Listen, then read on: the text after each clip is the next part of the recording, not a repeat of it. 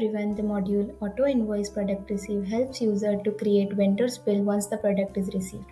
It also validates the vendor's bill automatically and shares an email to the vendor once the purchase order is generated. Let's check how that works. First, we go into purchases. Here in the configuration settings, you will find two fields: automatic validate vendor's bill and send vendor's bill via email. You need to enable this field and save. Let's go to purchase and create a purchase order.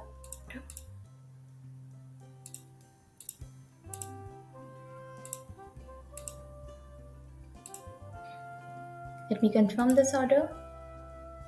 Once the order is confirmed, you will see a receipt generated here. To generate a vendor's bill, you need to receive the product. I will receive the product and validate it.